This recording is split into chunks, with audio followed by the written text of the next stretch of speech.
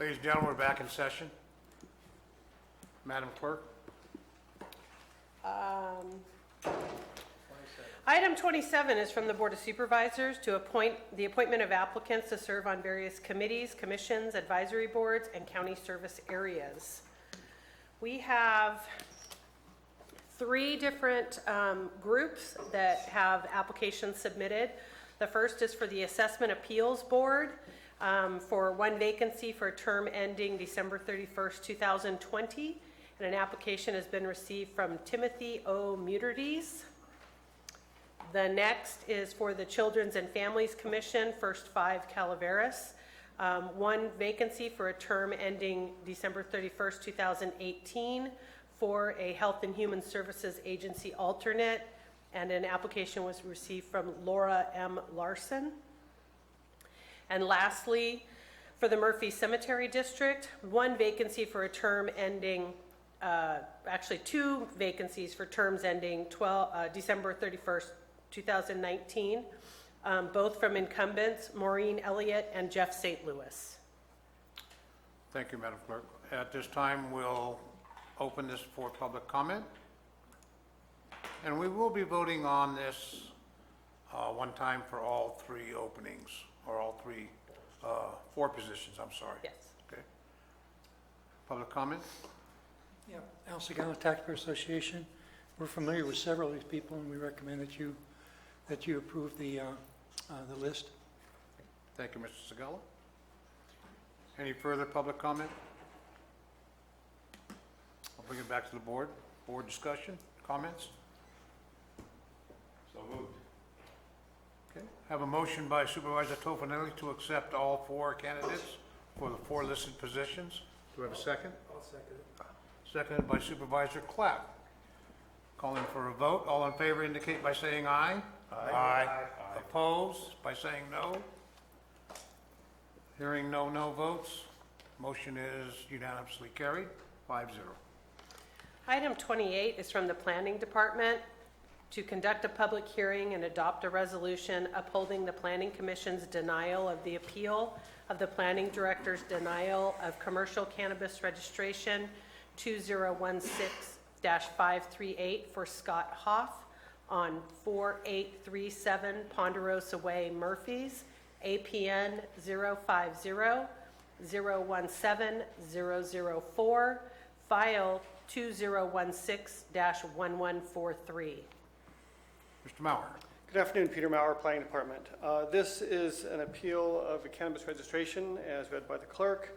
The registration was denied by the Planning Department staff for two reasons. One was the failure to pay the registration fee for a complete application for the notice of applicability, notice of intent with the State Water Board. The ordinance requires that the complete application be filed with the Water Board no later than September 7th. While the paperwork was in, the fee was not paid. The Planning Commission made the finding that a complete application includes the payment of the fee prior to the submittal deadline. The second component of this was the failure for the applicant to disclose on his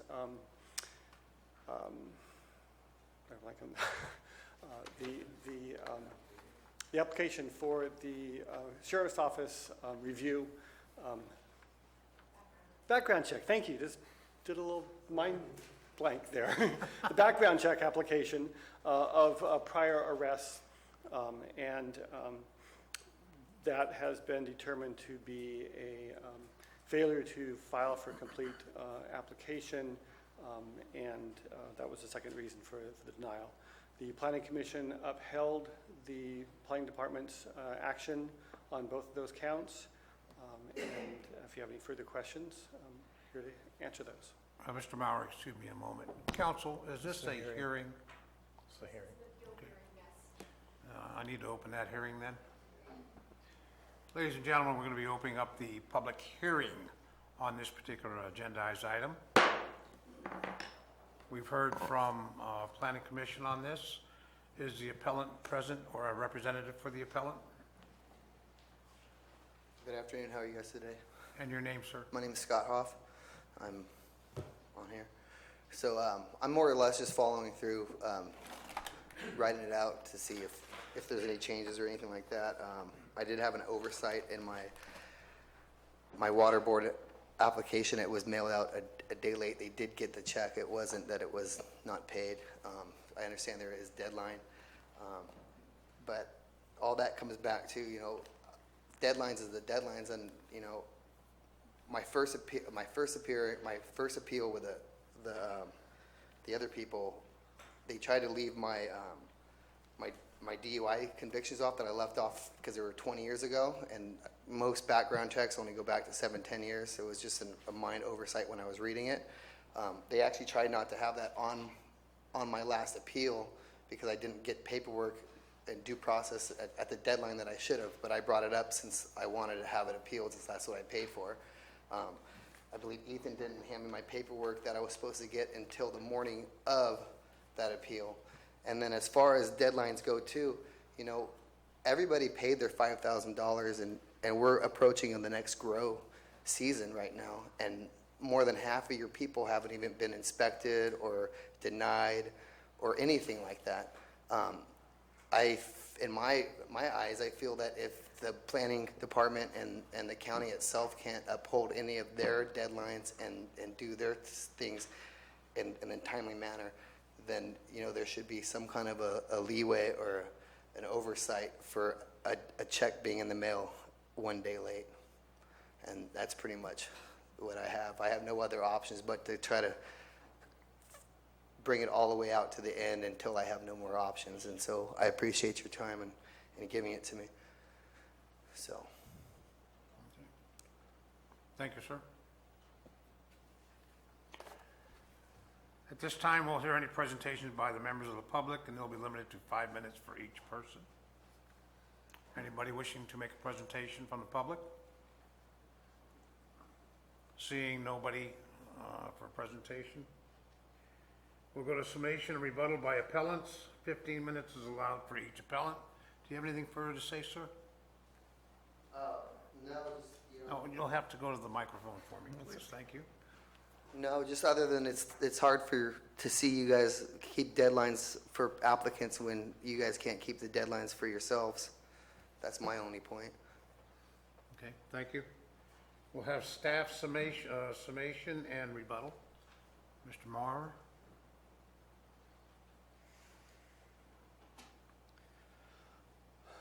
I've really nothing further to add.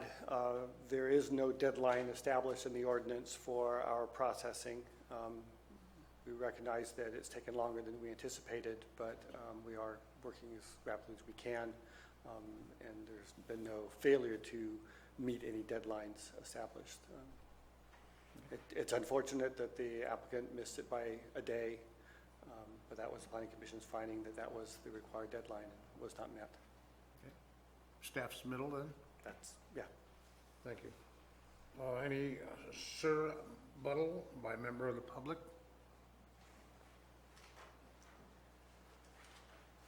Ethan Turner, Deputy County Counsel. I just wanted to clarify a couple of comments that Mr. Hoff made.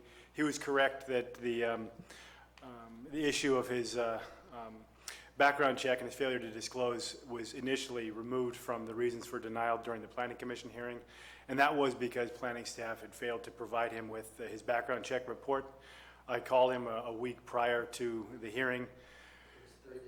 3 days prior to the hearing, and asked him if he had received it. He said that he had not. I offered to provide it to him on that day via email, and when he hadn't, he didn't want to receive it that way, so I handed it to him personally on the day of the hearing.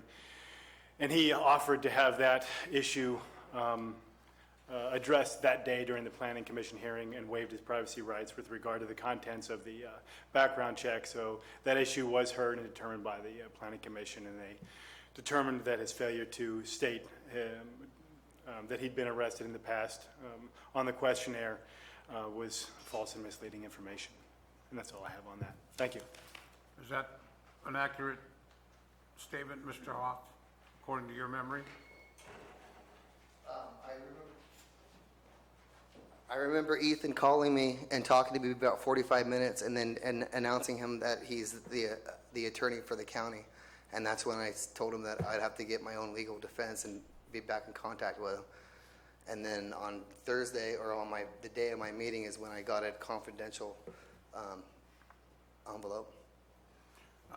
For a matter of the record, sir, are you represented by counsel? No, I'm not. Okay. No, I'm not. You mentioned legal defense. Yeah, I did. I wasn't sure if I was going to need any legal defense because an attorney called me, talked to me for 45 minutes before announcing himself as your guys' attorney.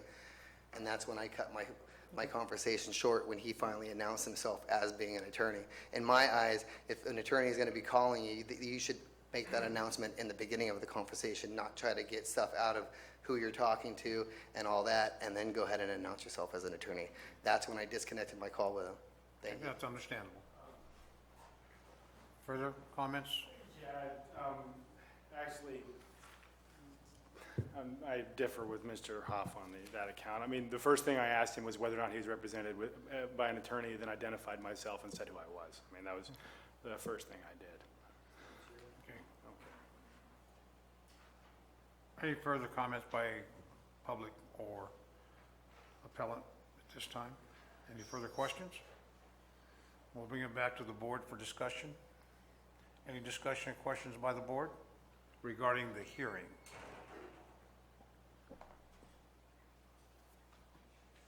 Hearing none, I'll declare the hearing closed.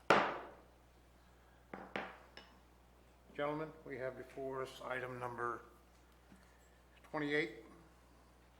Any discussion as a board as to the action on this particular item?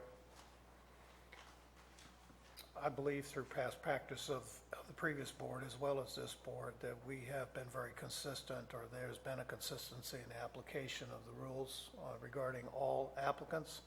And for that reason, these deadlines or these timelines are a very hard and fast thing. And I've been sitting in the Planning Commission hearings even before I was seated on this board, listening to the various rejections and reasons for rejection. So the consistency is still there, that these were things that were absolutely required. There was no options other than to do exactly what was requested under Section 7 or Title 17 of our code. So for that reason, I would uphold the Planning Commission's decision. Thank you, Supervisor Mills. Any further comment by the Board of Supervisors?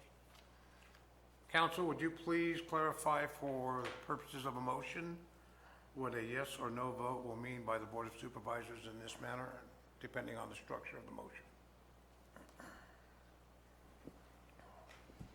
If the motion is to deny the appeal, that would in essence be approving or upholding the Planning Commission's decision and the Planning Department's decision to deny the application. Okay. Thank you, Council. I'd entertain a motion at this time. I so move. Moved by Supervisor Mills to uphold the decision of the Planning Commission. Do I hear a second? I'll second. Second by Supervisor Tofinelli.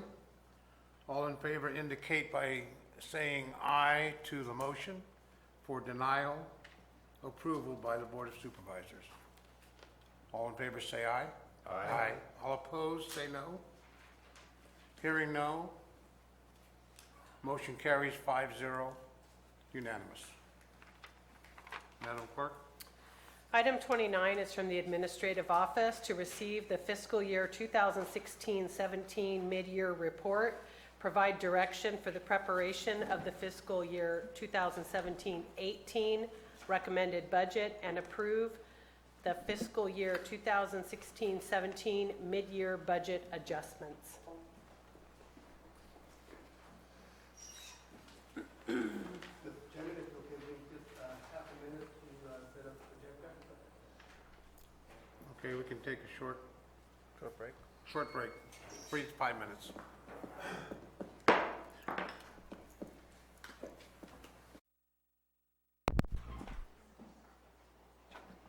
Okay, ladies and gentlemen, back in session. Madam Clerk. Okay. CAO Lopez.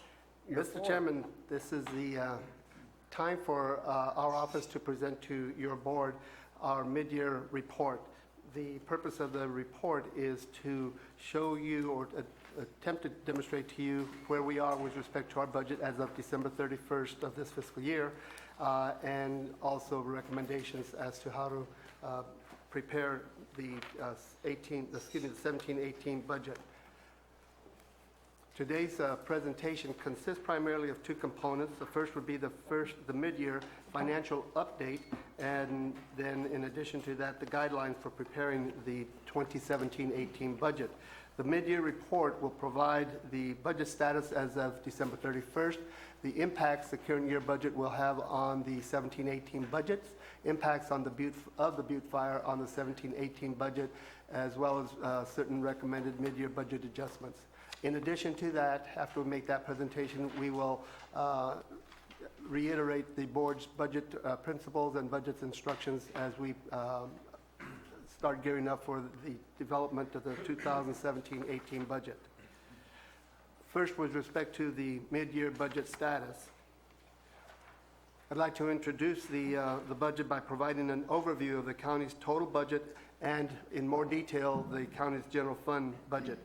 First, the 2016-17 budget was adopted by your board on September 27th of 2016.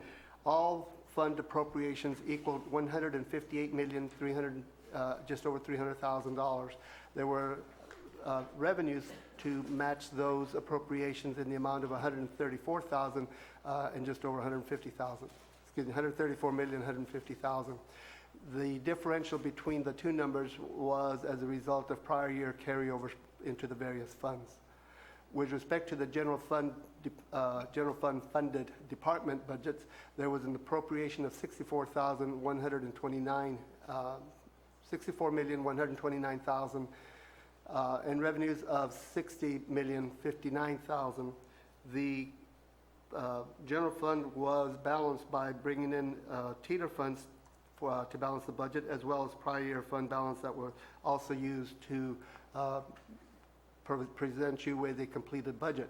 Part of the 2016-17 showed that there is a contingency of $1,184,000 for unforeseeable requirements, and in addition to that, there is $2.4 million available in the general fund reserve. I will point out that on a percentage basis, both the reserve for contingencies as well as the general fund reserve are lower by percentage. The general fund reserve is actually slightly above the last year's budget or the previous year's budget, but the percentage in comparison to the overall budget is a little bit less. We'll now try to focus on general purpose revenues. These are funds over which the board has the most discretion. The monies are generated locally and are used for board-directed activities. As one can see that primarily this is made, these funds are coming from taxes, license, fines, forfeitures, and there's a whole list. I think the difference that you'll see between the second column and the third column is that in prior years there were additional funds that came in from federal and state programs, for the most part associated with the Butte Fire and the various programs that have been developed as a result of that fire. The revenues that we've received this current year, as of December 31st, are just over $18,972,000. And that represents about 32% of your budget. Next chart attempts to show the general fund actual revenue in this current year as compared to the previous budget year at the same time. The comparison between the two shows that there is some pattern there. Again, the funding that we receive from state and federal programs this current year is gone down substantially, but again, those funds were focused on Butte Fire activities and related activities to that. Other than those significant changes, there are variations, but similar variations as to what occurs on an annual basis. The percent of revenues that have been collected this year as compared to the previous fiscal year is just under 3.7%. it is 3.7% difference. The general fund expenditures are the ones that we prefer to focus on because, again, that's the area that you have the most discretion over. And as you look at the number, you'll see that what we generally know is true. Salaries and benefits consume about 45% of your annual budget. Services supplies about 24% of that. The others are significant, but the bulk of your budget, the bulk of the expenditures of general purpose revenues go to salaries and benefits as well as services and supplies. The non-general fund revenues, this is just a generalization of most of the departments, because you do have several other departments that use non-general fund revenues, but the ones that are shown on this chart, I think, are representative of all the others, and these are the largest departments and activities that use non-general fund monies. As you know, non-general fund money is normally designated for a specific purpose, so as money comes in, it has to be used for that activity. It cannot be transferred over to activities that are for which the money was not earmarked.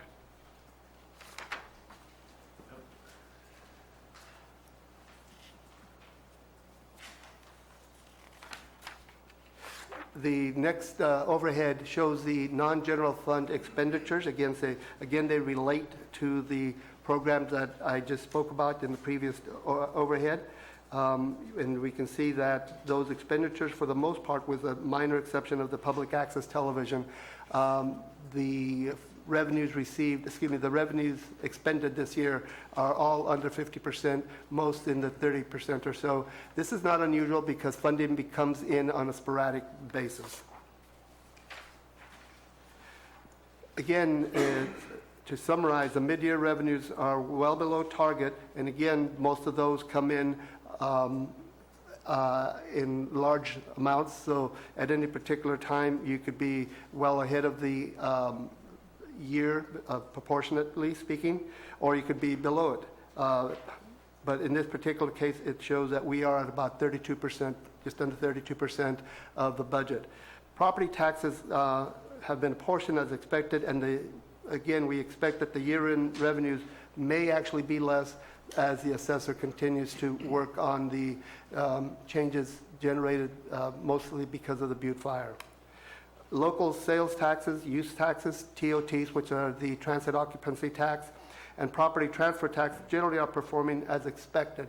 I might point out that the TOT tax is coming in at about 22% higher this year than it has in previous years, and at some point, we would like to come back to your board with some recommendations regarding the TOT and for your consideration. The expenditures, again, are slightly less than what was apportioned. All of the functional areas, again, are below the 50% mark that we would normally expect in the perfect world. Mr. Chairman, there have been a number of mid-year budget adjustments requested by the department. You have them on the chart. I'll just try to put a little bit more meat on those numbers and explanations.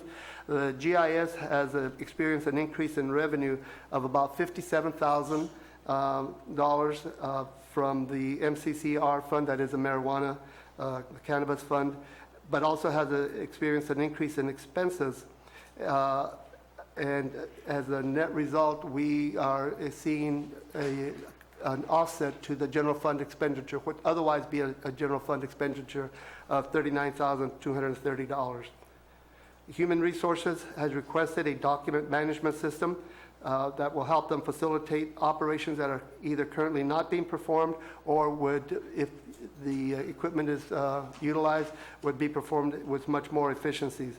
There is a net county cost for this equipment of $45,000. That money is available in the county's reserve for contingencies. The administrative office has experienced an increase in expenditures primarily due to retirement payouts. As individuals leave the county, there are certain benefits that they receive, and In our case, there has been a cost of about $134,000. That also includes some other minor expenditures, but primarily is as a result of the payouts as people have retired or otherwise left. There is money in the reserve for contingencies to accommodate that need. The Elections Office, as you know, will be conducting a special election on May 2nd for the cannabis ban election. There is an additional cost of over and above what is in the election office budget. There's an additional cost of $55,500, and that money would be brought in from the cannabis fund because that is directly related to that program. The County Council is experiencing increasing costs related to the cannabis regulatory process and will require an additional money to provide for that, those services, as well as for consulting services that they will be utilizing between now and the end of the fiscal year. Again, these activities relate to the cannabis regulatory ordinance. Therefore, it is recommended that these funds be drawn from the cannabis fund. The public defender has already incurred additional costs and will continue to incur additional costs for the ongoing triple murder trials that are associated, that are under the purview of the district attorney and the public defender. Excuse me, I just noticed that I misspelled county council up there, so I have no idea why I went back there, but it just caught my attention. Yes, it's the wrong one, but we all know who we're referring to. But the district attorney will have a need for an additional $40,000 to conduct those trials. That is also that additional funding is available in the reserve for contingencies. Human Resources Risk Management has had an increase cost for. Yes, yes, sir. You said it says I have public defender on murder trials 40,000, not district attorney's office. Supervisor Clapp, you're absolutely right. I'm not sure why I said, because the overhead shows public defender. It is a public defender who has a need for that additional fund. Okay, thank you. Thank you for pointing that out. CAO? Yes, sir. Lopez, Yes, sir. In the documentation on the board packet, I think it's explained in more detail that the Public Defender's Office is requesting $40,000 for additional funds for the ongoing Yes. murder trials. Trials, yes. Yeah. Mhm. Okay. That is correct. I said district attorney, I meant the public defender. Okay. Thank you. Continuing then with the Human Resources Risk Management, they have incurred substantial increases for legal notices. There's also a certain amount there for supplies. There is a net county cost of $9,700 for this additional work, and that is available from the reserve for contingencies. I had a discussion with the sheriff recently. He has a number of requests that are outlined and shown on the overhead there. Because of the time constraints, I asked the sheriff if we could meet to discuss all of those and come up with a priority. As you can see, there's a total of $861,000 involved in that. That would have a substantial impact on the county's reserves, and so we need to find some way of providing the revenue that the sheriff needs without bringing our reserves down to an untenable amount. So he and I will be meeting over the next several days. I hope to come back to your board in about 2 weeks, but I did put down March 28th, and I'm asking for a March 28th deadline just in case we get involved with other activities. So at this point, we are not asking that your board make any changes to the sheriff's mid-year budget at mid-year. Waste Management has increased revenue of $128,300 and also increased expenditures of the same amount. Therefore, there is no net county cost differential with respect to Waste Management. Building Department has also increased revenues of $666,570 and with commensurate increased expenditures in the same amount. Therefore, there is no net county cost. The Public Works Department has several changes, specifically of $88,544 in roads and bridges, as well as a decrease in expenditures for that same amount, so there's no net county cost. They have a decrease in revenues as well as a decrease in expenditures of $11,654 in public transit, and likewise a decrease in revenues and expenditures of $153,198 in administration costs. Bottom line is that there is no net county cost to the county for those changes, and so we recommend the adjustment. Health and Human Services has increased revenues and expenditures of $376,825. There is no net county cost associated with that, and therefore we recommend that that adjustment be made.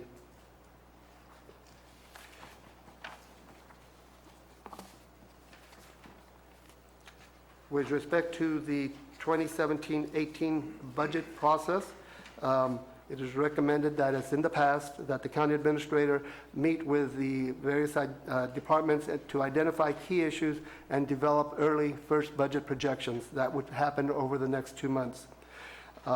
We will get out, assuming that your board directs us to do so, we will get out the budget instructions to all the departments by March 10th. The proposed budget recommendations from the various departments must be submitted to us by April 7th in order for us to come back, in order for us to meet with the departments and determine what the appropriate recommendation will be to your board.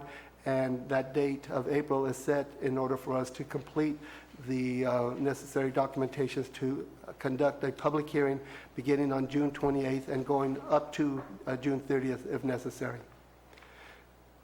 Assuming that your board then approved the budget at that time, any technical adjustments resulting from getting the actual year-end fund balances, we will come back to your board sometime in late September with technical adjustments related to the final budget. Supervisor?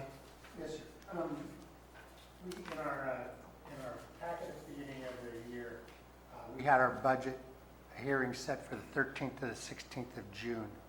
So this is a change of calendar here? That is a June 20th to 30th? proposed change, yes, sir.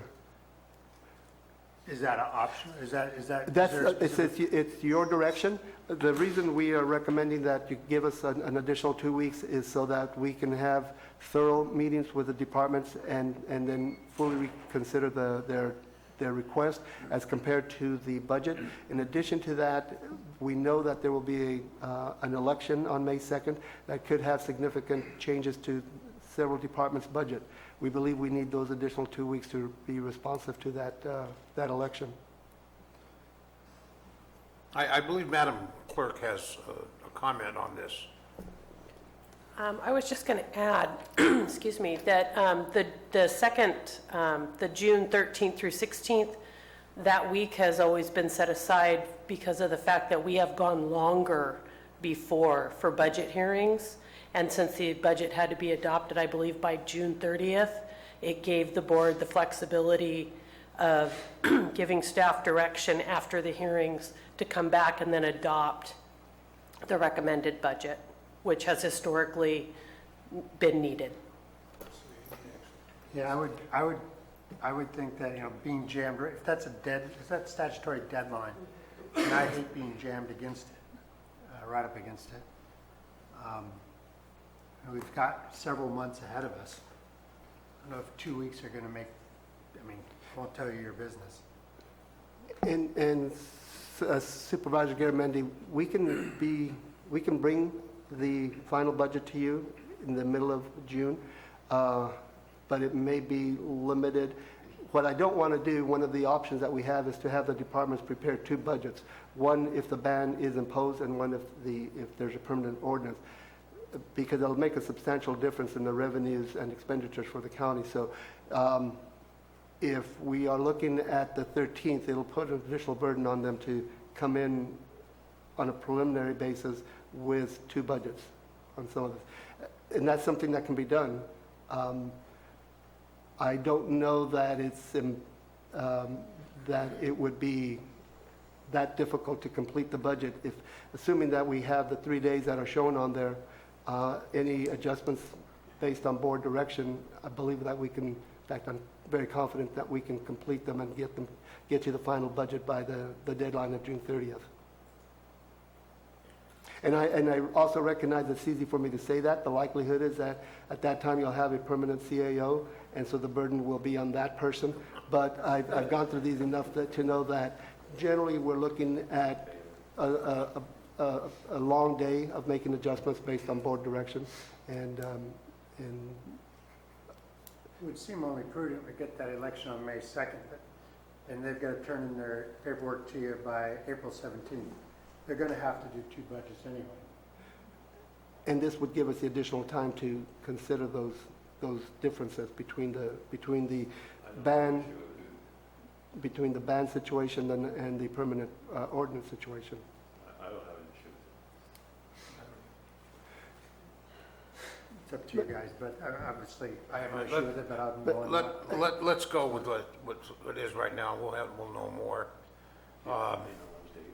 Once again, we better be prepared, depending on the outcome of that May election, which way to go. And it's going to be, it could be tight, but I think we can do it also. Okay. So we'll leave it on June 13th through 15th? I believe that's a Tuesday through. Usually we advertise the public hearing notice that we have to do for the Tuesday through the Friday. Right. So It'd be 2 weeks, 14th through. 13th through the 16th, I believe. I believe June 28th is a Tuesday, so it would be the 14th. Okay, 13th is a Tuesday okay, and my 16th mistake. is Friday. Okay.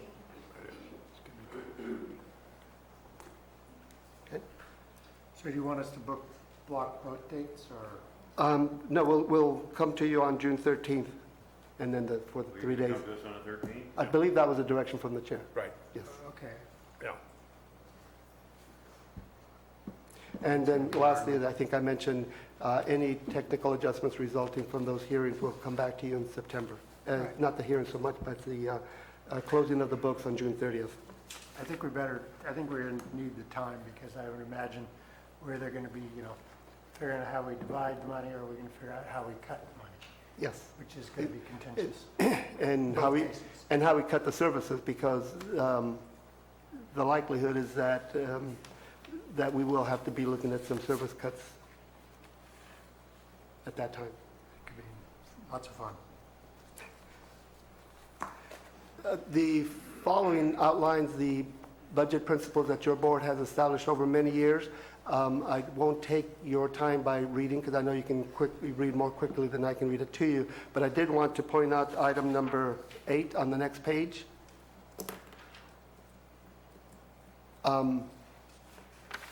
The board in past years has indicated that the fees should not be raised to balance the budget, and I totally agree with that. That's not the purpose of fees. However, the purpose of fees, the special fees really are necessary so that individuals that are looking for special consideration, for the most part I'm talking about development fees, licenses, and those sort of activities which have a personal value to the individual. Those should be looked at on an annual basis if possible. We have a large number of fees, so we're not going to be able to look at all of the fees at one time. But some of the fees that we have in place today have not been reviewed in 10, 13 years, and possibly even more. I know of some that were at least 10 and some that were at least 13. So we would like to clarify the board's general direction to direct the departments to look at their fees on a regular basis, whether it's annual or biannually, and that the departments bring to the board as a separate action an updating of those fees, so that individuals that are receiving special services are paying the fees related to that.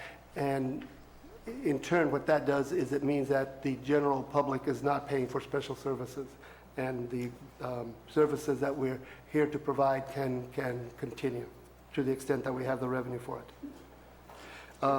With respect to item 9, I've already indicated to you that our reserves and contingencies are not at the levels that your board has requested in the past that we have. So it's really necessary to start looking at that in the manner that you are able to deal with situations that you've had over the last 2 years. And I'm thinking, as you well know, the Butte Fire and all the ramifications of the Butte Fire. as well as other needs that have arisen over the last several years, we've actually been eating into those reserves and contingencies. So there has to be some policies that we will develop for your board's consideration in order for us to get to those 3 and 4% reserves and contingencies that hopefully will address any needs that we might have in the future. Again, the 11 principles that you've elaborated on in the past still serve the county very well. We would like to just clarify that issue with respect to the budget, and then also to let you know that we would like to bring something back to you with respect to a policy to ensure that at some point we do reach those contingencies. As we start preparing for the 17-18 budget, we again, your board has had to dip into the revenues that we've had available to us, such as using the reserves, the contingencies, the TITA money, as well as using money from carryovers of prior years, because we have had a budget gap. That is, our budget expenditures have exceeded the budget revenues. We're trying to bring it to the point that they are equal, or possibly even have more revenues than expenditures. So we will continue to try to look for opportunities to close that budget gap.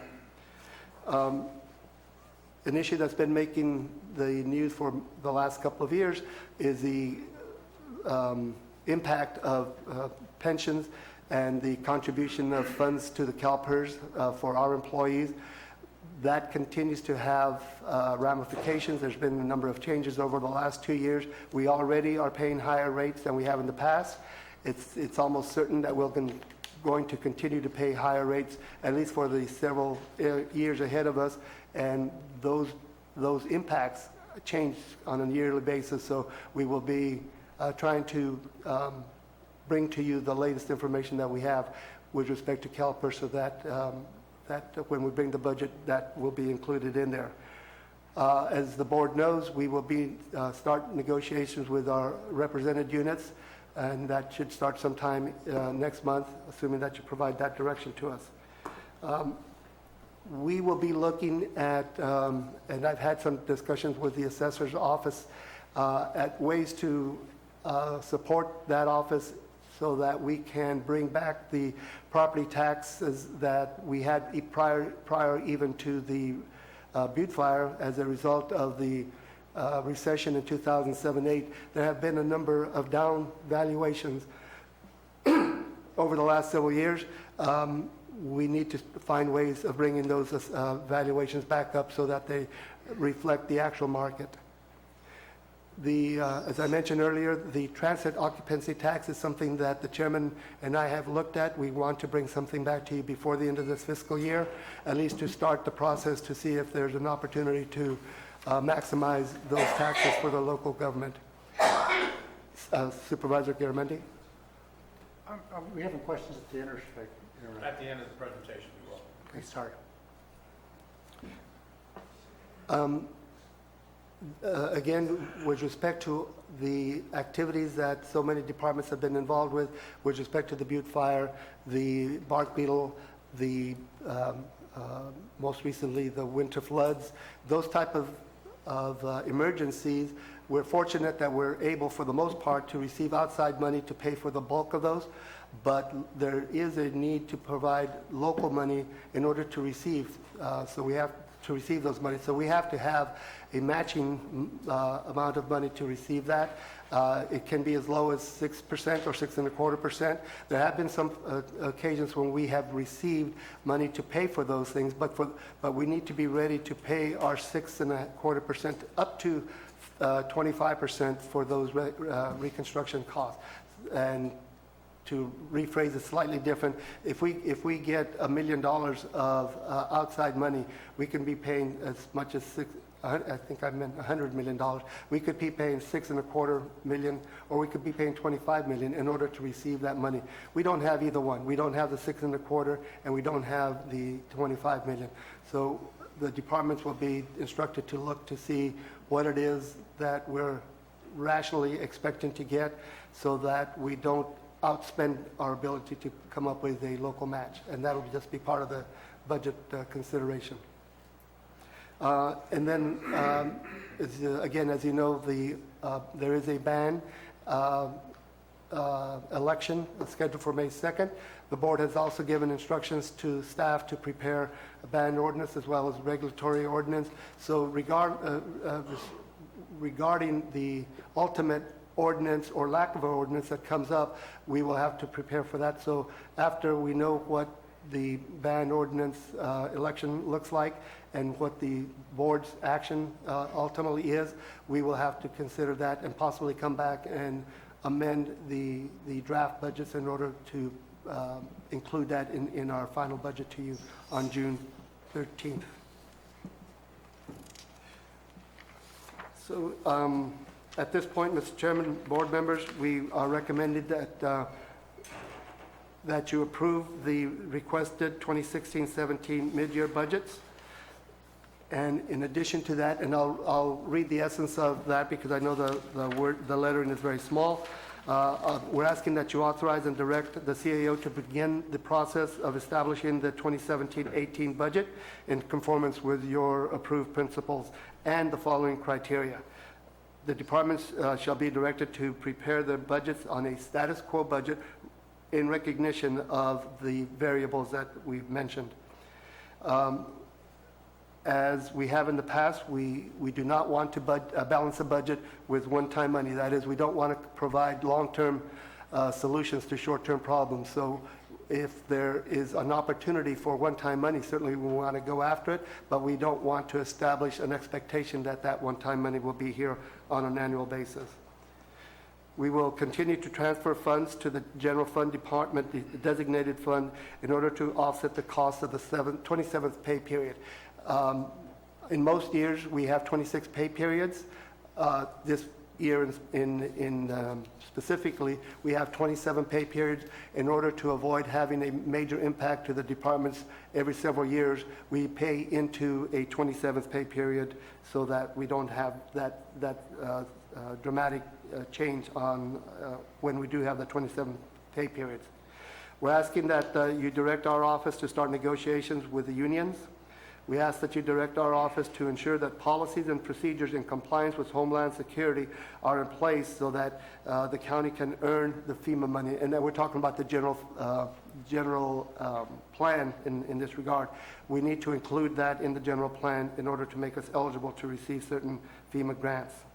We're asking that you direct the Health and Human Services Agency to continue to explore ways to reduce the cost of the IHSS program in order to cover the cost of the programs within the Health and Human Services Agency. I know Director Kristen Brinks has brought to your board a memo indicating the possible impact of federal action and thereby state action that will have a local impact on us. We would like her to try to contain her budget to her revenues. We're asking that you direct the county administrator that the local hazard mitigation program is included in the general plan, and I have to go back to number 4 because number 4 relates to the FEMA grant. The general plan is the one that has to have a local hazard mitigation plan in order to make us eligible to receive those funds that are available to us. And lastly, we ask that your board direct the county administrator to ensure that all fee schedules, to the extent possible, again, we recognize that we won't be able to review all the budgets, all the fees between now and June 13th, but those that we're able to review and we can justify for increases or possibly even decreases, that we bring all of those to your board as a separate action in conjunction with the 2017-18 budget in June. Mr. Chairman, that does conclude my presentation. I'd be happy to try to respond to questions and comments. Thank you very much, C.A. Lopez. I'd like to suggest a format for the board to ask questions. Maybe we could take it by individual supervisor, cover those areas. Keep in mind that this is a preliminary. The CAO and admin will be meeting with individual department heads to figure out the procedures and the particulars of the budget draft. But there are some questions that probably need to be addressed right now. I think we'll start with Supervisor Tofinelli, just go down the line. Well, Microphone. I just have a few questions to start out with. What is the amount of the contingency fund now? During the year, I know we've taken money out of it. We have, and as indicated, we're recommending that you take money out of the reserve for contingency today as well. Let me find it really quickly. I know it's about 2,200,000 and some thousand, but let me not guess and find it for you. And then I have a total of, you're asking for excluding the sheriffs. I have 477,000 you're asking for us to approve right now. Does that sound right? Yes, that is correct.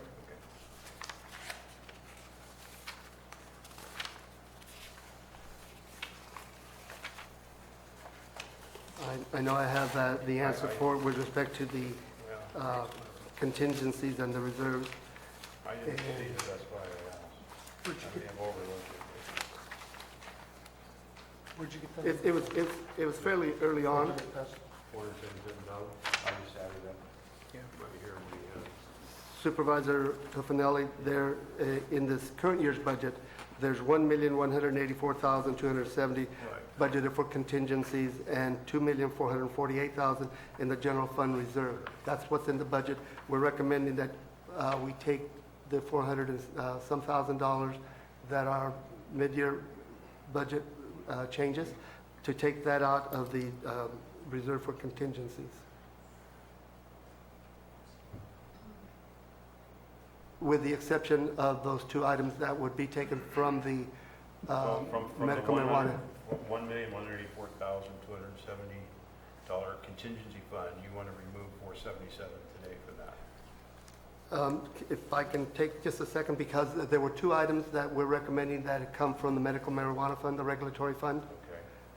Okay. But my question was, at the adopted budget, Yes. we had 1.184 million Correct. in contingencies. That's correct. We've drawn down during the course of the year to now from that fund. We have. So I was wondering what the fund balance was as of December 31st on that contingency.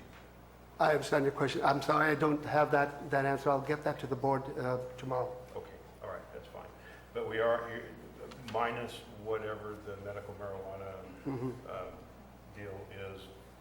Would come from the Would come from the contingencies, 477, if that's what your board approves. Yeah, okay. That was my questions on that.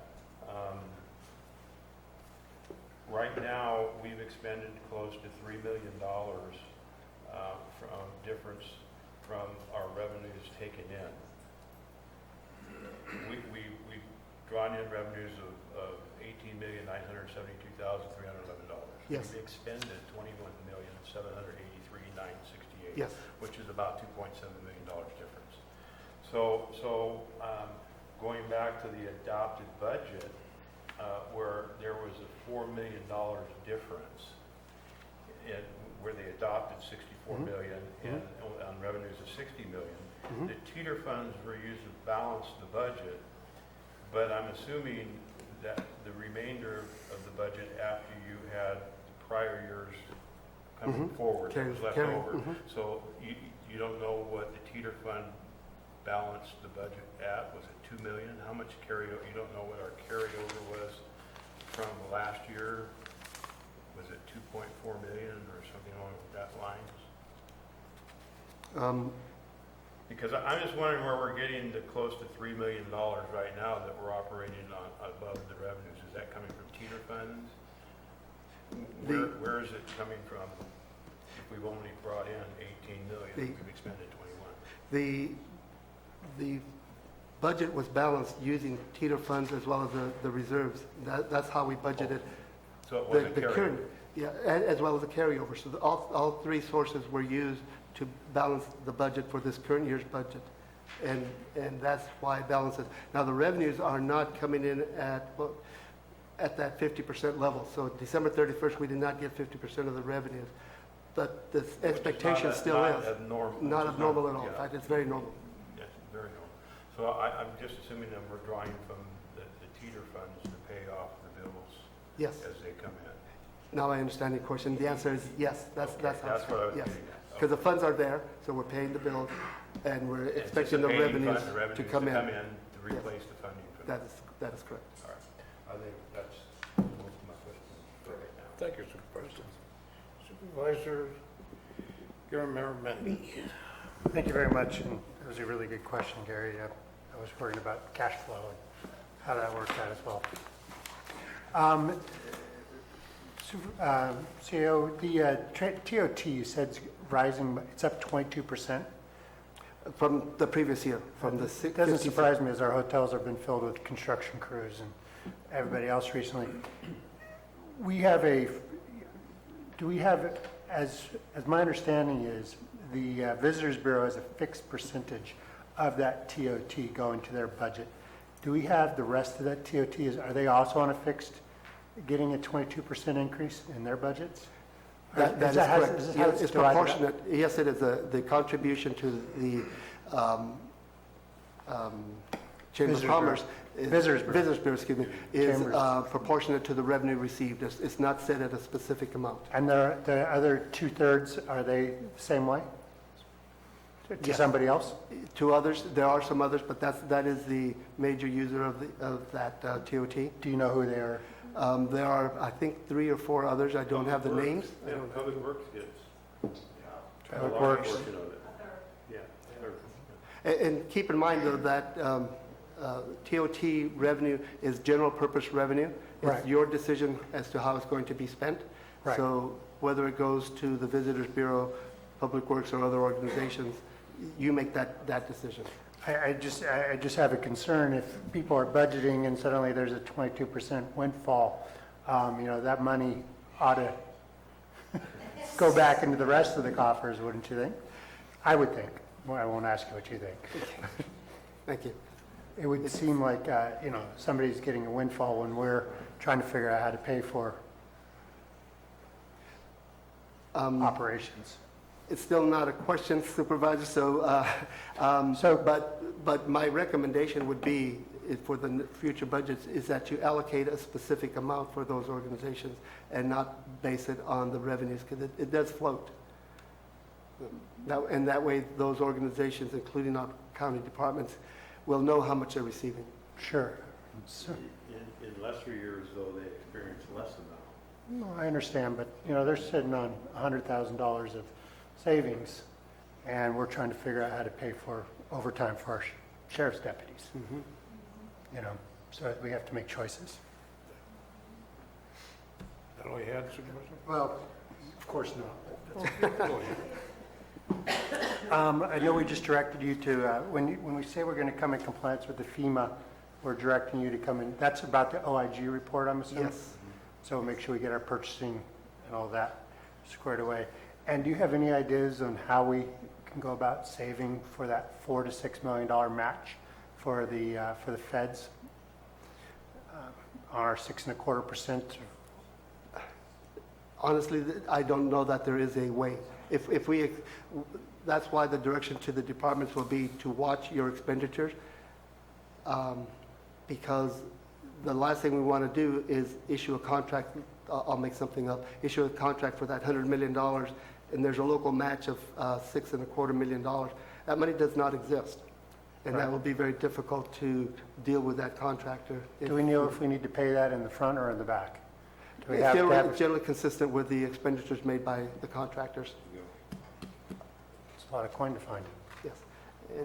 And Of course, if you we're not offer me there. 100, if I give you $4 and you give me 100, I would think that's a great deal, but if I don't have 4, Usually on a contract, it's 5% contingency, so we pay the 5% contingency and hold it back to the end. We're gonna Except need your that when you mic, do get to the end, you Supervisor have to pay the Tofinelli. whole thing. Sorry about that. You need to push your button. I'm getting the high sign from our video folks. Mr. Chairman, if I could, I just want to clarify, we're not at that point, supervisors, we're not at the point where we have exceeded, or it looks like we're going to exceed our ability to pay our share. I just want to make sure that we don't get to that point where we say, oops, how are we going to pay our local share? I think as we do it, go ahead, Gary. Yeah, I think that's well said. Yeah, we just need to make sure we plan for it in our Exactly. future, but just like you planned for the 27th Yes, payday. yes. He's done talking, he turns I on think his that was light. well said. Thank you. All right. Supervisor Garamendi, are you finished with that? I am, Mr. Chair. Okay, I have a couple of quick questions. I'd like to bring to the attention on page 6 of your presentation. Once again, it was documented well in the agenda packet, but you show a percentage change of 1,291% on other financing sources. And I understand that's because we changed our accounting system, is that correct? That's exactly where that comes from, and it is a fairly minor amount, but it's there. That percentage looks ridiculous, but It when does. you look at a small number compared to a larger number, I mean, it's even with the larger number, still not significant in the budget. Okay. I do want to direct your attention to, and I know we're going to be discussing this with department heads, to the increased requests by the Sheriff's Department. That's on page 11. If you'll take a look at this. One of the issues I want to talk about is the sheriff's overtime. It's documented at $568,000 now. Is it true that we have unfunded positions with the Sheriff's Department? Last time I saw it was about 9. You may have to, we may have to have the sheriff and Captain Macedo explain some information for us. Once again, this is not, this is Today's. in preparation for your interviews. Captain, how are you? Good afternoon, Jim Macedo, Sheriff's Office. Was the question unfunded or unfilled? I just want to make sure we're clear. Unfunded. Unfunded. Unfunded positions. Yes, there are positions listed in the position control list that were at one point in time deemed parking lot positions that are unfunded. And is that the situation now? Yes. Okay, is there any salary savings from those positions? Should they be funded to account for this overtime that we could actually No. charge against? No. Unfunded positions are not funded. There was no money directed towards those. There has been salary savings as a result of the unfilled positions, but that has been getting eaten up significantly by overtime and other expenditures. Okay, that was my point. Is there a way to fund those unfunded positions? I know we can't arrive at that answer now, but that's something we should be taking a look at. If CAO Lopez, if you'll put that on your list to discuss, we might have that answer when it comes to budget time. I'm just trying to figure out why we have unfunded, unfilled positions. Well, What that means. maybe the captain can enlighten us. How come we have those unfunded positions? And why do we have them? There was a series of back and forth during the recession, and to try and simplify the explanation, there was a concern that positions were being lost as they were reduced during the recession or during other significant budget cuts that occurred outside of the recession. And as the economy started to improve, or the county's coffers started to improve, and we went back and tried to obtain some of those positions that were lost, there was disagreement between the previous Human Resources Administration, the previous county administrative offices, staff, and the sheriff's office as to how many positions were actually lost. And I can tell you, we kept incredibly close track in the sheriff's office because we lived through those cuts and those recession, and that recession, and we knew how many positions we lost, despite what others may have reported. So as a result, when positions were approved or when there was discussions about recovering lost positions, the term parking lot was something the sheriff's office never recommended. It was a previous CAO that coined that phrase, in addition with some previous board members, to just set aside positions as to be able to show where we were compared to where we are today. CEO, if we could address that issue in this upcoming budget, I think we'd have a better understanding of where we actually are. And historically, it's not just the sheriff, other offices have unfunded positions. One of the thinking in their recommendations, those departments' recommendations, is that that'll save you a little bit of time, so if there's some urgency, you don't have to come to the board and allocate that position and then go back out and start recruiting. They have it in their budget, though it's unfunded. They can do the recruitment a little bit quicker. Generally, we're talking about a couple of weeks in most of those cases, so it's not really a major impact. But I can understand why departments like to have those unfunded positions. And is this the same situation with the jail? I see where jail overtime is $132,000. So the jail overtime is a significant issue. However, there's no correlation between unfunded jail positions. There is between unfilled jail positions. Okay. Thank you, Captain.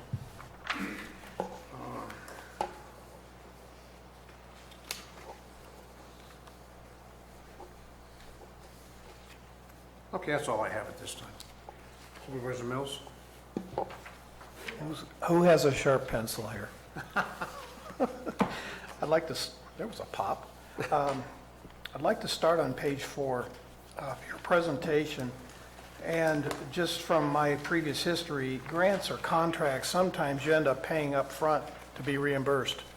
And I'm not so certain as to just how much we're going to need to come up with, even if it's a 6.25% match, whether we're going to have to come up with substantially more, just simply to meet the terms and conditions of some type of a grant or contract in the future. So the idea of just sticking to 6.25 is almost pie in the sky with a concept.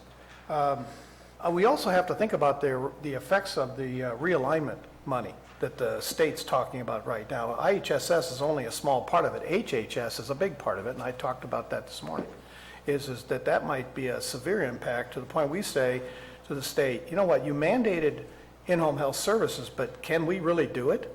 And maybe we need to talk about negotiating from a position of, we're going to give it back to you if you're going to go this direction, and maybe we find somewhere that's the middle ground on this and get into some negotiations with the governor's office about what that is, not only as it reflects the state's budget, but our budget and how we provide that service. I look at that $4 million gap in general fund departments and know that a good majority of it comes from teeter funds, or it comes from maybe, as you talked about, inability to provide a good cost recovery. That at some point we're going to have to look at that seriously and say, are we truly recovering all of the money for those services that we should be? And as a result, then there might be money in the general fund that can go to other critical services very quickly without having to fight the fight. Also keep in mind that if we start truing up out of contingencies at mid-year, what are we going to be truing up at the end of the year? So we really need to be thinking about how each department is performing to their fiscal year 16-17 budget right now as we prepare our next year's budget, so we don't be surprised with a severe shortfall that we just can't cover. Then moving on to page 5, I understand the Butte Fire plays a big role in our intergovernmental revenue, so there's nothing that is too surprising in 5 and 6. In salaries and benefits on page 7, I defer back to OPEBs, other post-employment benefits for those that like acronyms, or unfunded liabilities. If you look at our 2015 CAFRS report, at some point this county is going to have to start looking at a trajectory. It's a little different than it's going right now, because there's a serious problem there. And it's almost like it's off the budget table. It's off our discussion. We don't want to look at it because it's too painful to look at. But I really challenge every one of the supervisors to sit down with Rebecca or look at the CAFRS report themselves and just find out just how much money this county owes that we don't even have in the budget, because it's going to bite us eventually. Moving on, mid-year revenues below target. So my question would be, I'm not too surprised with low numbers. Everything is trending and variable, so there's a lot of functional differences here. Thank you, Captain Macedo, for mentioning unfunded versus unfilled, but there's another piece of this elephant that I think we need to discuss, and that has to do with employee turnover.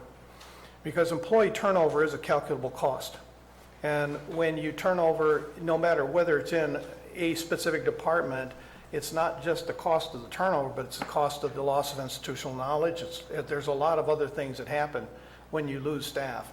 And that should be a calculated cost that we fit into our budgeting profile, so that we know that we need to start setting up some type of action plans to get us down into that 3 or 4% turnover rate per year. That, to me, that's an acceptable number. Where we're at right now is not acceptable. So hopefully our new CAO can start to address our turnover issues. I had some other things that I wanted to actually, oh, here it is. Property tax trends. I had spoke with several districts that take a big chunk of the property tax monies in Calaveras County, because I was trying to find out just exactly what are their expectations, because their budgets are derived from our property tax valuations as well. And where they're feeling that they should be running about a 2% per year, they're running at about a 1.81. So if you just calculate that out on $1 million and then you multiply it out over to a lot of different districts, that's a pretty substantial hit. So I agree with C.A. Lopez's concept here that we need to start truing up what we're getting in our property tax revenues and how we're deriving those numbers. CalPERS, I'm seeing that at about plus 4%, just as a rough number right now. So CalPERS needs to be calculated into our budget at a plus 4% over last year. That's a substantial hit. And we need, if it comes in at 3.7, that's great. But I think we need to have a real serious understanding of just what that effect is going to be. The idea of using teeter to balance the general fund is just, to me, a balanced budget is a balanced budget. And to me, it isn't money. I never looked at budgets as money, it's goals.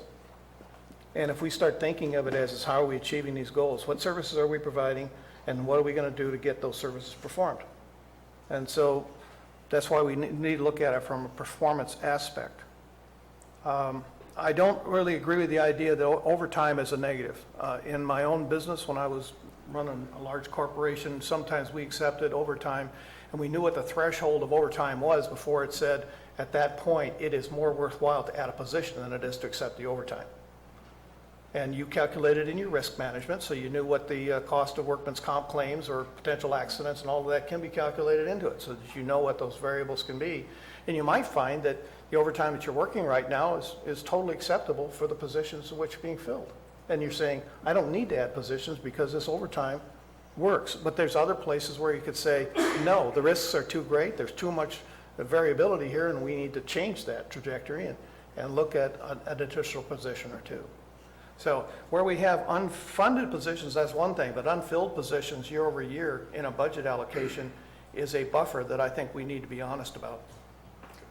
And look at it very seriously as to, if it's being done, what other things are being done to create buffers in budgets? Because now you don't have a true perspective of the goal. So departments need to look at looking at their contingencies and saying that's a last resort. It's not the option, the first option on the table, it's the last option on the table. So I know I've covered a lot of ground here, but I hope everybody understands, I do understand budgets. Okay, thank you. Thank you. Supervisor Platt, comments? Heard enough. Heard enough. All right. I'm going to bring it back to the board. Mr. Chairman? Yes. I was just looking at one of the recommendations that we have to you that I'd like to change here on the spot, and I don't like bringing last-second changes to you. However, the elections requires $55,000 to conduct the election. I made the determination that it relates to the cannabis fund. In retrospect, however, they're going in opposite directions. So my recommendation is that we make an amendment to the recommendation so that also would be covered by the reserve for contingencies and not be drawn from the cannabis fund. If the board supports that, we'll make the technical adjustments here. Do you need us to poll the board real quick? Yeah, we don't need a board action on this. We need a poll of the board, council. On that specific modification, no, I don't believe so. That can be addressed in a motion and finalized in the vote. Okay. All right, I think staff, Captain? I just wanted to ask, are you going to take any questions from staff? Because I do have one question and one comment. We are right now, sir. Okay. Jim? Yeah, I think the board's done with questions right now, so staff, this is an opportunity to raise any questions, not public, staff. Captain?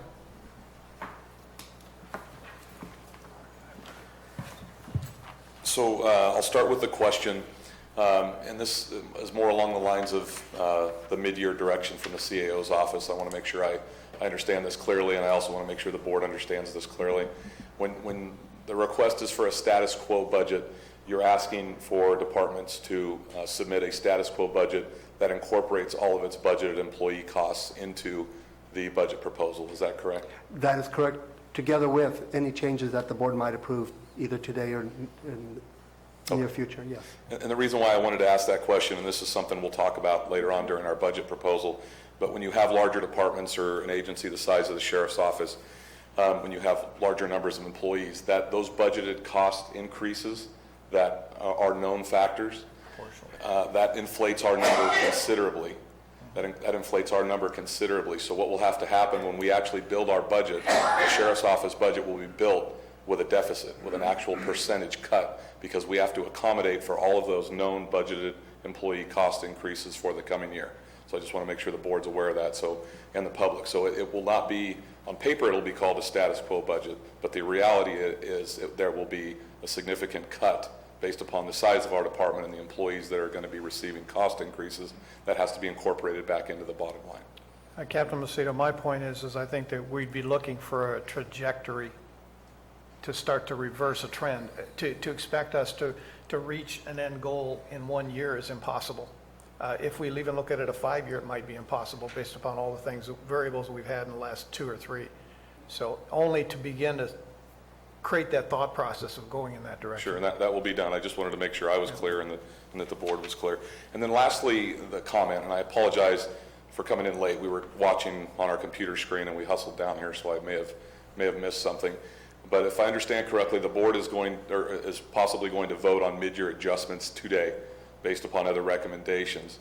And I'm a little concerned because you're going to vote to expend dollars this year when you've yet to hear from the sheriff's office and what our considerable needs are, at least publicly. So am I misunderstanding you that you're not voting to make any financial commitment mid-year at this point? Mr. Chairman, Jim, no, we are asking the board to make the changes that have been brought to them. I also indicated that the sheriff and I and his staff will be meeting sometime in the next several days, and we'll come back with an additional change to the budget. Won't be part of the mid-year budget because that's today, but it serves the same purpose, and that is to provide the funding that's necessary to complete your activities this year. Okay. I just wanted to make sure that the board was aware that, money you spend today potentially, you're going to have to make adjustments should you decide some of the sheriff's needs outweigh potentially what is approved today. I just didn't want anybody to be handcuffed in their ability to move should they see the need. Thank you. Thank you, Captain. We're all in agreement with that. Yeah, right. Any further staff statements or questions? Okay, then we'll open it up to public comment at this time. Time limit will be 3 minutes. Al Segala, Taxpayer Association. Thank you for your good work you're doing. Several items. One, as I mentioned earlier today, the road replacement reserve. That's an unfunded liability that needs to be recognized, not ignored. And so there should at least be some effort to analyze what the future needs for road replacements are and to monetize that or to put money aside for that. And we should have a fund that'll be growing and I don't know how it should be handled in emergencies, but certainly should be there for road replacement. On CalPERS, we'd recommend that you'd study an alternative to CalPERS. Check with other counties that have been able to remove themselves from CalPERS. It may not be such a good deal for the taxpayer. Also, in regards to CalPERS, there should be a separate entity setting your personal benefits, your CalPERS benefits. Not you, but somebody else. The reason for that is that you are approving CalPERS benefits for employees which your benefits are tied to. So if you see a benefit to the taxpayer for maybe different benefits, but yours would then be in question, there's a strong tendency to go along with the unions rather than stand up for what's best for the taxpayer. That's called conflict of interest. You don't need that. Have somebody else set your benefits based on a criteria made with other counties or whatever. I think that there should be a salary study done before negotiations with the unions, and it should be directed toward similar job functions in the private sector. Okay, sometimes the public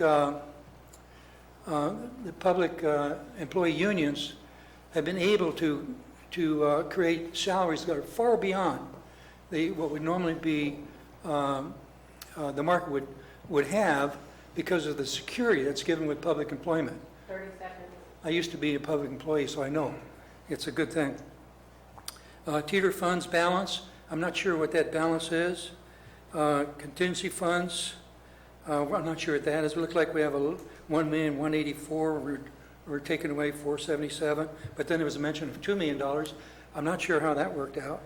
On the sheriff, on an employee turnover, there should be exit interviews to find out if the problem is really salaries or something else. Find out what's really happening when people leave our county. Crime statistics, the sheriff. Thank you, Al. Sheriff Time is up. should Time is report up. on crime statistics. Mr. Thank you. Scala, time is up. Thank you. I just want to say thank you all for being who you are and doing what you're doing. I appreciate it as a taxpayer. I am friends with Henning Schreiber, in charge of animal services. A couple years ago, there was an issue with some horses that were impounded, and I understand from him and others that there was a cost of $120,000 that we are not going after, and I'm just kind of curious why not. Also, there used to be, when you write a rubber check in our county, the DA's office would go after them. We're not doing that anymore. That's money that can go in our coffers. There's quite a few things in other counties that are around us that I see that are happening that we can bring into our fund.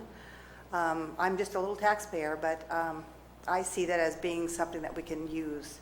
The DA's office, I know, was overwhelmed with what's going on with the murders and things, but I think that check process thing is a good idea. And to see that people are not licensing their animals, that's money that can go back into the animal services, because I know they're at the bottom of the budget. I understand that. So that's just, I wanted to put in your mind. Thank you. Any further public comment? Any further staff comment? Then we'll bring it back to the board. Any comments by the board members or questions? At this time, I entertain a motion.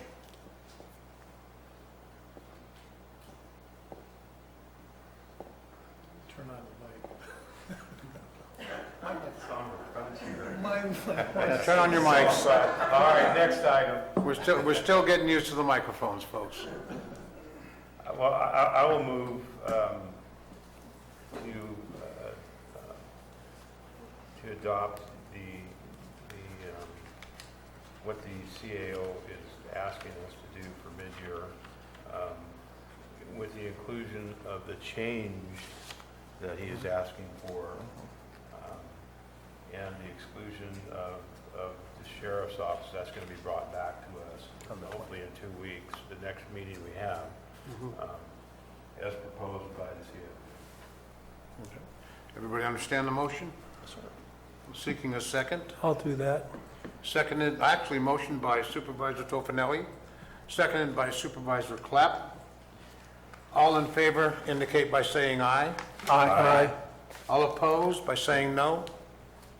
Motion carries 5-0 unanimous. Thank you. Madam Clerk?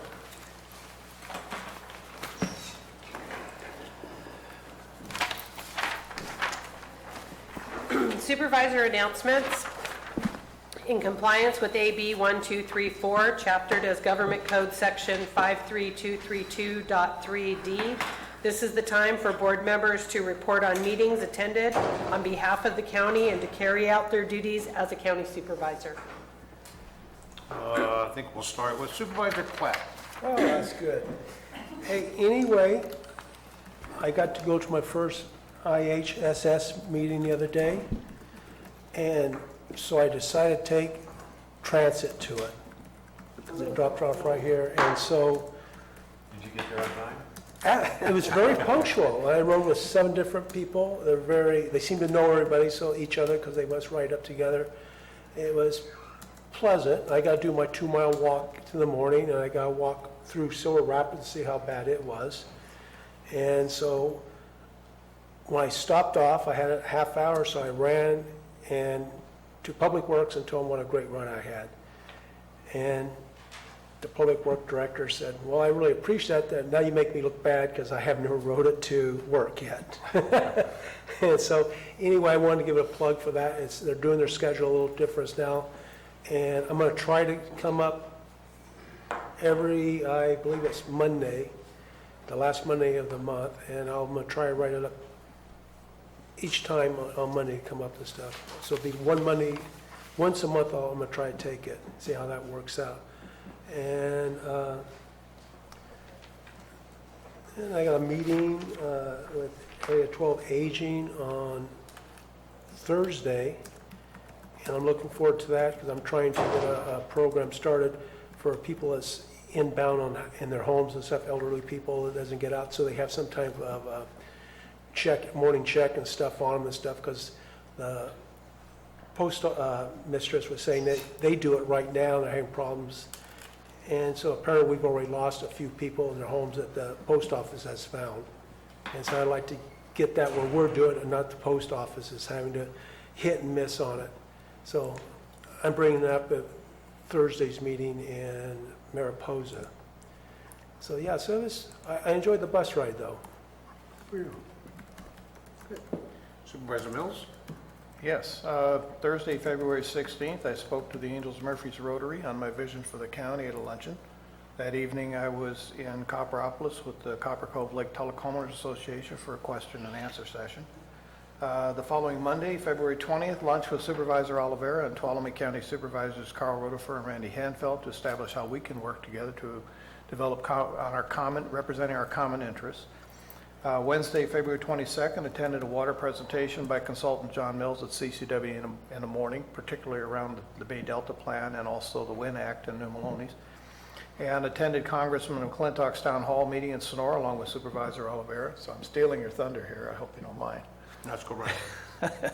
And then on February 23rd, Thursday, chaired a meeting with all the homeowners associations in Copperopolis on topics ranging from the community plan update to how they'd like to select Tulloch used. February 24th, Friday, attended Mountain County's Water Resource Agency meeting in Auburn, presentations by Congressman LaMalfa and McClintock. There was 3 state senators and assemblymen. It was a great discussion, not only with them, but every county in the region was represented by one supervisor. And just to note that the county supervisors are the executive committee for mountain counties. And so having that conversation and developing a common interest and a common goal with water resources is, to me, a big deal. Monday, February 27th, I met with Mike Tremeni at Bret Harte High School on CPPA and the district status of their property in Copperopolis as it relates to the community plan down there. I thought that was rather interesting. They hold 50 acres, which they're not sure what's going to happen with it, but we need to have a conversation around it. Of course, this does not include meetings with constituents, interested parties on issues, or members of the staff, so that's what I have to say. Thank you, Supervisor Mills. Supervisor Tofinelli, Yes. you can report out. On Friday, the 17th, I met with Mark with Gamby Disposal.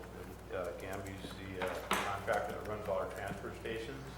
I went on a little ride with him to visit our transfer stations, and even though the weather was raining and pouring and it wasn't very good, the transfer stations seemed to be operating very good. There were people actually there in the stormy weather depositing their stuff, and things were looking pretty good.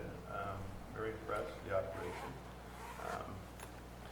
Also that day I met with Nick Cassie, who is the Cal Fire Chief here in San Andreas, and talked and discussed with him several items in my district I'd like to get accomplished. One of them is going back into Coscove Creek. Prior to me leaving the last time off this board, we had in place a application process each year that we got a permit to go in and clean that creek out.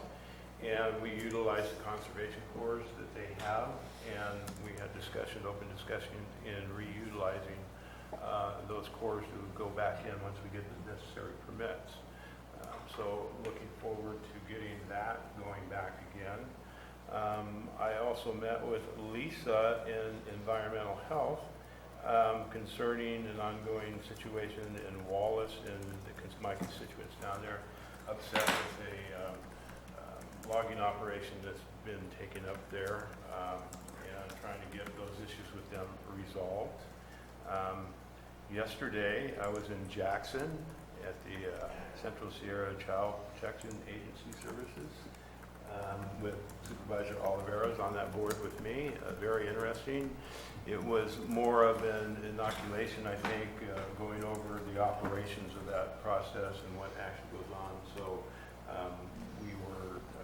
we spent a couple hours going over exactly the operations of that. For all the new incoming people, I guess that board has several new people on it. We do. There's actually 3 new members, Yeah. 3 new supervisors.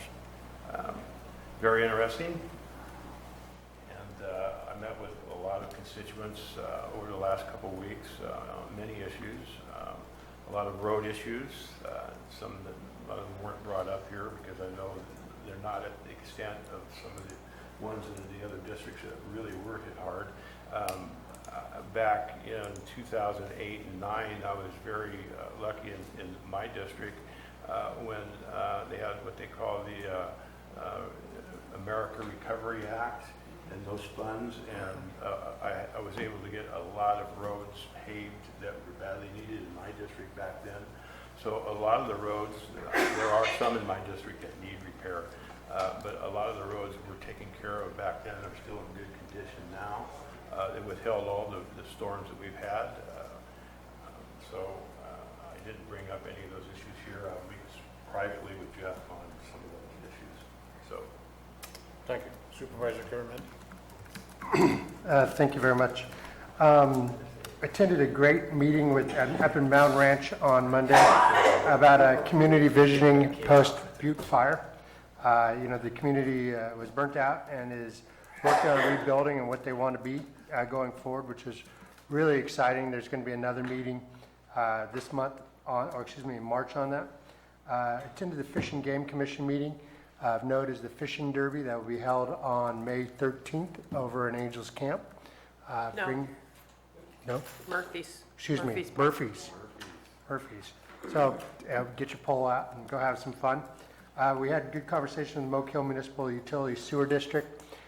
We've got issues, Butte fire surrounding, and we've got lots of roads and, it's floods and fires in District 2. So it's pretty busy.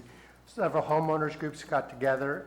There was some concern, which we discussed with Public Works, about some of the tree removal process and access on public roads, but Public Works is helping us work through that. It's a new process. We're urging everybody to be patient. If they got it compliant, we'll try to fix it. We'll fix them as we find them.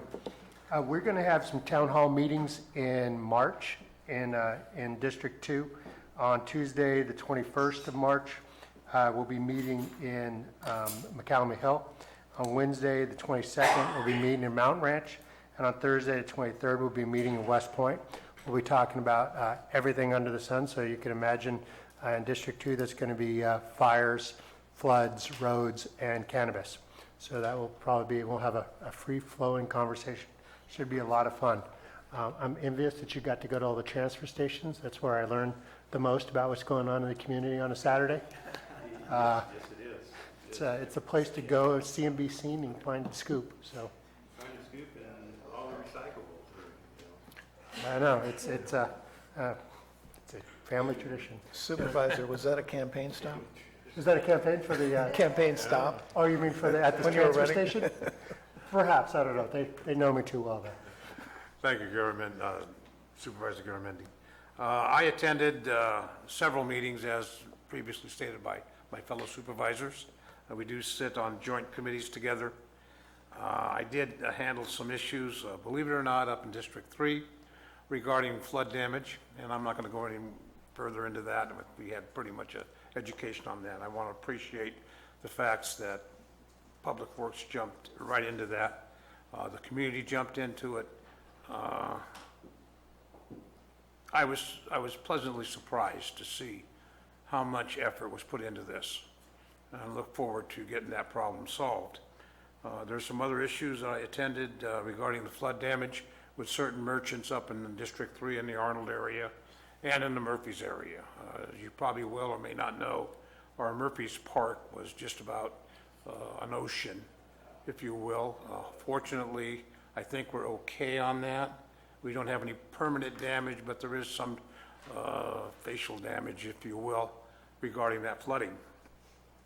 I attended a Central Sierra Economics Development District meeting.